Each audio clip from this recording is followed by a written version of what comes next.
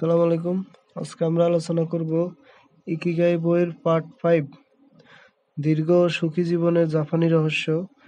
লেখক hectare Garcia ও পান্সের মিরালস। প্রবাহ অর্জনে জাপানি রীতি। জাপানের বৃহত্তম সাধারণ জনগোষ্ঠীর মধ্যে দেখা যায় যে তারা কঠোর পরিশ্রমী। তারা কাজের প্রতিও নিবেদিত। যে কোনো কাজের মধ্যে সম্পূর্ণরূপে মনোনিবেশ করার ক্ষমতা ও যে কোনো সমস্যার সমাধানে তাদের ঐকান্তিক প্রচেষ্টার কোনো ঘাটতি দেখা যায় না। জাপানিদের বিদ্যা শিক্ষার শুরুটা যে সকল পাঠ দিয়ে শুরু হয় তাদের মধ্যে অন্যতম একটি শব্দ জ্ঞানবারো, যার মধ্যে অধ্যবসায়ী হও এবং লেগে থাকো। জাপানি লোকেরা তাদের মৌলিক কাজগুলোর সাথে আন্তরিক আবেগ নিয়ে জড়িত থাকে। আমরা তাদের অবসরে যাওয়া প্রবীণদেরকে পাহাড়ে অতি যত্নের সাথে ধান চাষ করা দেখে থেকে শুরু করে সাপ্তাহিক ছুটির দিনেও কোনো কলেজ ছাত্রকে কোনো দোকানে কাজ করার মধ্যেও সেটা দেখতে পাই। আপনি যদি জাপানে যান, প্রায় প্রতিটি লেনদেনে প্রথম এই মনোযোগের বিষয়টি বিশদভাবে অনুভব করবেন। জাপানের নাহা, কানাজাওয়া অথবা কয়োটা শহরের এমন একটি দোকানে যান যেখানে হস্তশিল্পের জিনিসপত্র বিক্রি করা হয়। আপনি দেখবেন যে জাপানের কীরকম ঐতিহ্যবাহী হস্তশিল্প সমৃদ্ধ। জাপানিরা প্রাচীন সংস্কৃত ও ঐতিহ্যকে বজায় রেখে তার সাথে আধুনিক প্রযুক্তির সংমিশ্রণ ঘটানোর এক অনন্য প্রতিভার অধিকারী। টাকুমি শিল্পকলা। বিশ্ববিখ্যাত টয়োটা কোম্পানির বিশেষ ধরনের কিছু কারিগর রয়েছে যারা হাতের কাজের মাধ্যমে কিছু কাজ করে থাকে, যাদেরকে টাকুমি বা একটি নির্দিষ্ট হাতের কাজের দক্ষ বিশেষজ্ঞ বলা হয়। তারা টয়োটার কাছে অত্যন্ত গুরুত্বপূর্ণ এবং তাদের বিকল্প খুঁজে পাওয়া যায় না। তাদের মধ্যে কয়েকজন হলেন একমাত্র জানাশোনা লোক যারা তাদের সঠিক দক্ষতা কিভাবে সম্পাদন করতে হয় জানেন। যেমন টার্নটেবল নিডলেস, এক ধরনের সুচ যা শুধু জাপানের হস্তশিল্পীরাই তৈরি করে থাকে। এটার ব্যাপারে আর কেউ তেমন জানে না।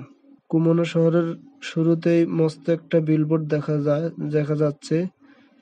একটি মাস্কট একটি ব্রাশ হাতে দাঁড়িয়ে আছে শহরের আগতদের স্বাগত জানাতে। ব্রাশ ফ্যাক্টরিগুলো ছাড়াও শহরের ছোট ছোট বাড়িঘর এবং সবজি বাগানে পরিপূর্ণ।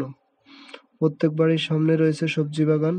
শহরটির চারপাশে পাহাড়ের পাদদেশে বেশ কয়েকটি বৌদ্ধ মন্দির। আমরা একটি ফ্যাক্টরিতে সুশৃঙ্খল সারিবদ্ধভাবে কাজ করা লোকদের ছবি তুললাম। প্রত্যেকে এক একটি কাজে ব্যস্ত। কেউ হয়তো ব্রাশের হাতল পেইন্ট করছে, কেউ হয়তো বাক্সে ভরছে, কেউ হয়তো সেগুলোকে ট্রাকে উঠাচ্ছে।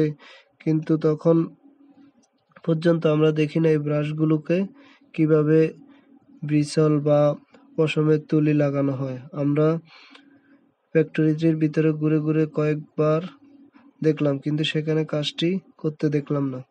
আমরা যখন বিষয়টি ফ্যাক্টরি মালিককে বললাম, তিনি আমাদেরকে কারখানাটির বাইরে নিয়ে এলেন এবং তার গাড়িতে উঠালেন। 5 মিনিট পর আমরা অন্য একটি বিল্ডিংয়ে পৌঁছালাম। সিঁড়ি দিয়ে আমরা সেখানটিতে প্রবেশ করলাম। তিনি দরজা খুলে আমাদেরকে একটি কক্ষে নিয়ে গেলেন। রুমটিতে বেশ কয়েকটি জানালা, যেখানে তিনি প্রাকৃতিক আলো প্রবেশ করে ঘরটিতে বেশ মনোরম আলোকিত করে রেখেছে। ঘরটির মাঝখানে মাস্ক পরিহিত একজন মহিলা কাজ করছেন। শুধুমাত্র তার চোখ দুটো দেখা যাচ্ছে।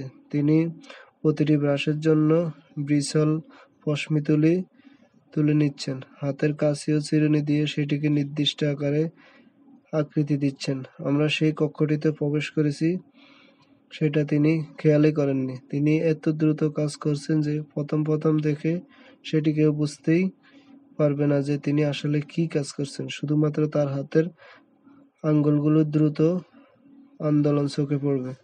মালিক ভদ্রলোকটি তাকে জানালো যে আমরা তার কর্মরত অবস্থায় কিছু ছবি তুলতে চাই। আমরা তার মুখটি দেখতে পেলাম না, তবে তার চোখের উজ্জ্বলতা এবং তার কথার পুষ্পলতায় বুঝতে পারলাম তিনি হাসছেন। তিনি তার কাজ ও দায়িত্ব সম্পর্কে সুখী ও গর্বিত। কথাগুলো তিনি বলেছিলেন যখন আমরা তার ছবি তুলছিলাম। তার হাত ও আঙ্গুলগুলির যেন নাচছিল এবং তার কাজের সরঞ্জামগুলো থেকে যেন কোনো যান্ত্রিক সুর ভেসে আসছিল। ফ্যাক্টরির মালিক বললেন, এই কারিগরটি টাকুমি আমাদের কোম্পানির অন্যতম গুরুত্বপূর্ণ কর্মী, তাই তাকে অন্য বিল্ডিংয়ে গোপনে রাখা হয়েছে। জাপানে স্টিভ জবস। অ্যাপলের কো-ফাউন্ডার স্টিভ জবস জাপানের একজন বড় ভক্ত ছিলেন। তিনি 1980-র দশকে সনির ফ্যাক্টরি পরিদর্শন করেন এবং অ্যাপল প্রতিষ্ঠার সময় সেখানকার অনেক ফ্যাক্টরি নিজে অবলম্বন করেন। তিনি কিয়োটোতে জাপানিজ চীনামাটির বাসন-কোসনগুলো দেখে সেগুলোর সরল সৌন্দর্য, নির্মাণ কৌশল ও গুণগত মানের দেখে ভীষণ মুগ্ধ হন। স্টিভ জবস কোয়েটার কারিগরদের কাজ দেখে অবাক হন। তিনি টোয়োমার একজন টাকুমি হস্তশিল্পী, যার নাম ইয়াকিও সাকুনাগা, তার উদ্ভাবিত নিজস্ব পদ্ধতি ইটকিহো সেটো ইয়াকি দেখেন, যা সেই সময় অন্য কেউ জানত না। কিয়োটো ভ্রমণের সময় জব জানতে পারেন সেখানে সাকুনাগার কাজগুলো নিয়ে একটি প্রদর্শনীর আয়োজন করা হয়েছে। তিনি বুঝতে পারলেন সেখানে সাকুনাগার তৈরি বিশেষ ধরনের জিনিসপত্রগুলোর প্রদর্শন হবে। তিনি সেখান থেকে বেশ কয়েকটি কাপ, ফুলদানি এবং প্লেট কিনছিলেন, কিন্তু সেই সপ্তাহে তিনি বারবার শোটি দেখতে গিয়েছিলেন। জবস তার কাজে অনুপ্রেরণা খুঁজে পেতে বেশ কয়েকবার কিয়োটোতে গিয়েছিলেন এবং ব্যক্তিগতভাবে সাকুনাগার সাথে দেখা করেছিলেন। তিনি তার এই অসাধারণ শৈল্পিক কাজগুলোর প্রক্রিয়া সম্পর্কে জানতে চেয়েছিলেন। সাকুনাগা বিষয়টি ব্যাখ্যা করেছিলেন। তিনি বলেছিলেন যে তিনি শিল্পকর্মের আঁকার জন্য প্রথমত চীনামাটির সাদা যে বাসনগুলো ব্যবহার করেন সেগুলোর জন্য চীনামাটি তিনি নিজে টায়োমার পর্বত থেকে উত্তোলন করেন। তা থেকে তিনি চূড়ান্ত রূপ দিতে তার নিজস্ব টাকুমির দ্বারা চীনামাটির পাত্রগুলোর গায়ে পর্বতের মূল প্রাকৃতিক দৃশ্যের কল্পনায় বিভিন্ন চিত্রকলা আঁকেন। জব এতটাই মুগ্ধ হয়েছিলেন যে তিনি সাকুনাগার সাথে সেই সব পর্বতমালায় যেতে চেয়েছিলেন, নিজ চোখে সবকিছু দেখতে। জবসের মৃত্যুর পর একটি সাক্ষাৎকারে সাকুনাগা বলেছিলেন যে তিনি অত্যন্ত গর্বিত যে তার কাজগুলো আইফোন নির্মাতার দ্বারা প্রশংসা পেয়েছিল। তিনি বলেছিলেন যে তার কাছ থেকে জবস সবশেষ 12টি কাপের একটি সেট ক্রয় করেছিলেন। জাপানে তার প্রথম যাত্রার পর থেকেই জবস তাদের কারিগর, প্রকৌশলী ও বিশেষত সনিতে দর্শন, বিশেষত জেন এবং রান্না, বিশেষত সুশি দ্বারা মুগ্ধ ও অনুপ্রাণিত হয়েছিলেন। পরিশীলিত সরলতা মানব চরিত্রের একটি অনন্য গুণ। জাপানি কারিগর, প্রকৌশলী, জেন দর্শন ও রান্নায় কি ধরনের সাধারণ মিল রয়েছে তা হচ্ছে সরলতা এবং সূক্ষ্মতার প্রতি মনোযোগ। এটি কোনো অলস সরলতা নয়, তবে এটি একটি পরিশীলিত সরলতা, যে একটি নতুন সীমানা অনুসন্ধান করে। সর্বদা একটা লক্ষ্য থাকে মনে এবং শরীরে, পরবর্তী স্তরে যার যার ইকিগাই অনুযায়ী। মিলাহির ভাষায় মূল চাবিকাঠি হচ্ছে একটি অর্থবহ চ্যালেঞ্জের মধ্যে দিয়ে চলা, একটা প্রবাহ বজায় রাখার জন্য। Documentary zero dreams of sushi আমাদেরকে রান্নাঘরে টাকুমি সম্পর্কে একটি উদাহরণ দেয়। এর প্রধান চরিত্রটি টোকিওর জিনজা সাবওয়ে স্টেশনের কাছে একটি ছোট সুশি রেস্তোরাঁর মালিক, যিনি 80 বছরেরও বেশি সময় ধরে প্রতিদিন সুশি তৈরি করে আসছেন। তিনি এবং তার পুত্র প্রতিদিন বিখ্যাত সুকিজি মাছের বাজারে যান এবং রেস্তোরাঁয় ফিরে আসার সময় সেরা মাছটি বেছে নিয়ে আসেন। ডকুমেন্টারিতে আমরা জিরুর শিক্ষানবিশদের মধ্যে টামাগো দেখতে দেখি, একটি পাতলা, কিছুটা মিষ্টি অমলেট। সে সেটা তৈরি করা শিখতে কতটা চেষ্টা করছেন সেটা নয়, সে জিরুর অনুমোদন পায় না কয়েক বছর ধরে অনুশীলন চালিয়ে না গেলে। শিক্ষানবিশরা কেন হাল ছেড়ে দেয় না? সে কি প্রতিদিন ডিম রান্না করতে বিরক্ত হয় না? কারণ সুশি তৈরি করা তার ইকিগাই। জিরো এবং তার পুত্র রন্ধনশিল্পী, তারা যখন রান্না নিয়ে থাকে তারা বিরক্ত হয় না, কারণ তারা প্রবাহের একটি অবস্থা অর্জন করেছে। তারা রান্নাঘরে যেখানেই থাকে সেটা পুরোপুরি উপভোগ করে। এটাই তাদের সুখ, ভালো লাগা, তাদের ইকিগাই। তারা তাদের কাজ থেকে পুরোপুরি আনন্দ নিতে শিখেছে, তাদের সময়কে হারিয়ে যেতে দিতে শিখেছে।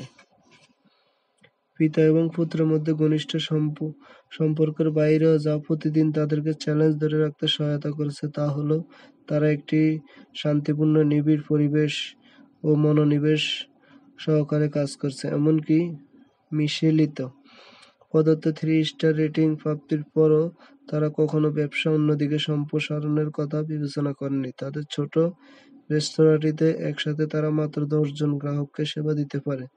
জিরোর পরিবার অর্থ উপার্জনের দিকে তাকিয়ে থাকে না, পরিবর্তে তারা ভালো কর্ম পরিবেশের মূল্যায়ন করছে এবং সেটা তৈরি করে বিশ্বের সেরা সুশি তৈরি করাটাকেই তাদের প্রবাহ করতে পেরেছে। ইউকিও সাকুনাগার মতো জিরো তার কাজ শুরু করেন উৎস থেকে। তিনি সেরা টুনা মাছ খুঁজতে মাছের বাজারে যান, সেখানে শুকুনাগা সেরা চীনামাটির বাসনের মাটির সন্ধান করতে পাড়ে যান। যখন তারা কাজ করেন তখন উভয়ে কি তৈরি করবেন সেই থিমটির সাথে একাত্মা হয়ে যান। বিষয়ের সাথে তারা যে একটি প্রবাহের দিকে চলে যায়। জাপানে এর একটি বিশেষ অর্থ বহন করে যে চিন্তবাদ অনুসারে বন, গাছ এবং বস্তুগুলির মধ্যে যেন একটি কামি বা আত্মা চলে আসে। যখন কেউ, যেমন শিল্পী প্রকৌশলী, কোনো কিছু করতে মনস্থির করেন, সেটাকে প্রাকৃতিক মাঝে জীবন দেওয়ার মতো তার দায়িত্ব এসে যায়।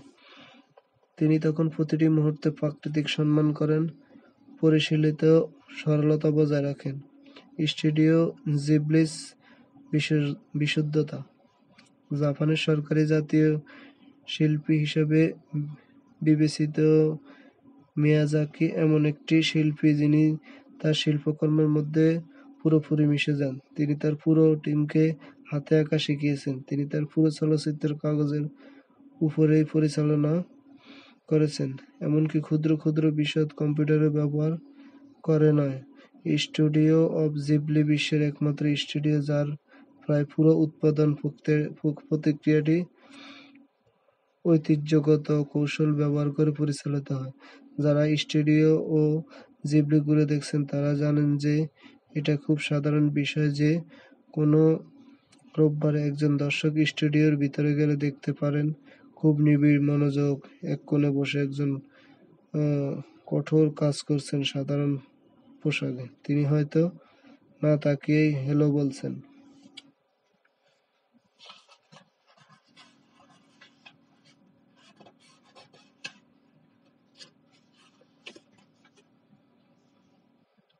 মিয়াজাকি তার কাজের প্রতি এতটাই নিবিড় আগ্রহী যে তিনি তার বেশিরভাগ রবিবার, মানে ছুটির দিনগুলো স্টুডিওতে ব্যয় করেন, প্রবহমানতার অবস্থা উপভোগ করেন, নিজের ইকিগাইকে অন্য সমস্ত কিছুর ঊর্ধ্বে রাখেন।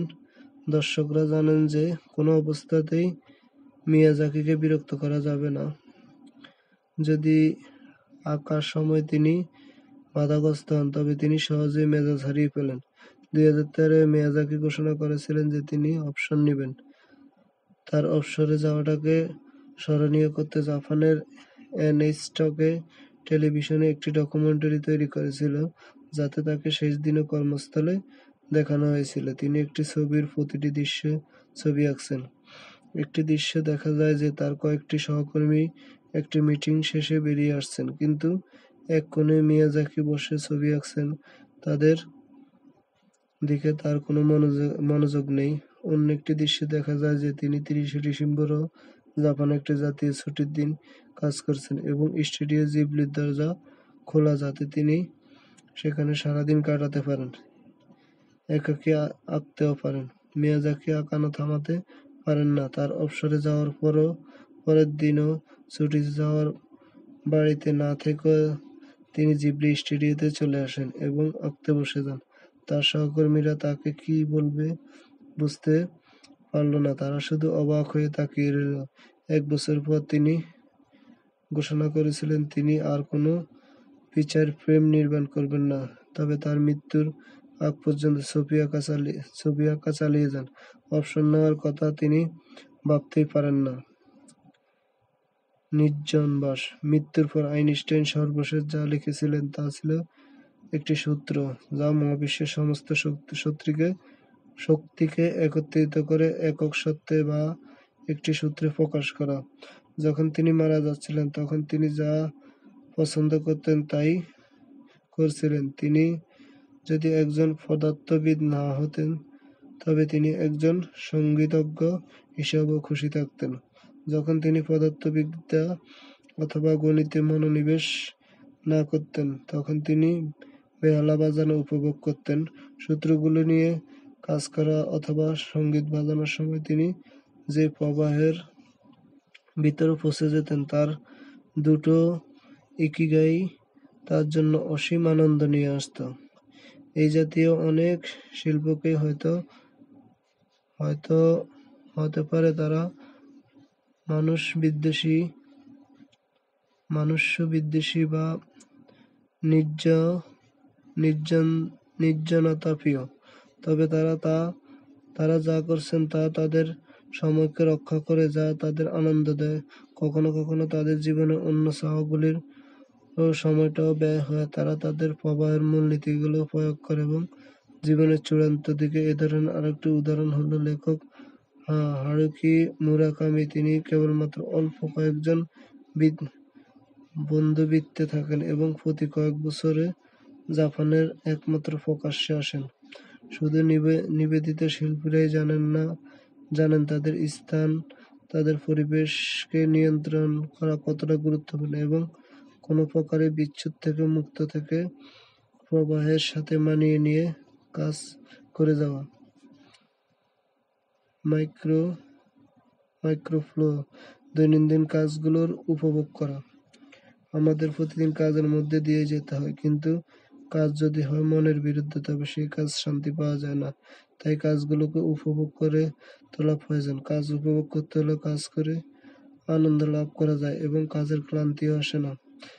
আমাদের যখন বলা হয় লন্ড্রি করতে হবে, লনের ঘাস কাটতে হবে অথবা কোনো পেপার ওয়ার্ক করতে হবে, তখন কেমন অবস্থা হয়? এই দৈনন্দিন কাজগুলোকে আনন্দদায়ক করার কি কোনো উপায় আছে?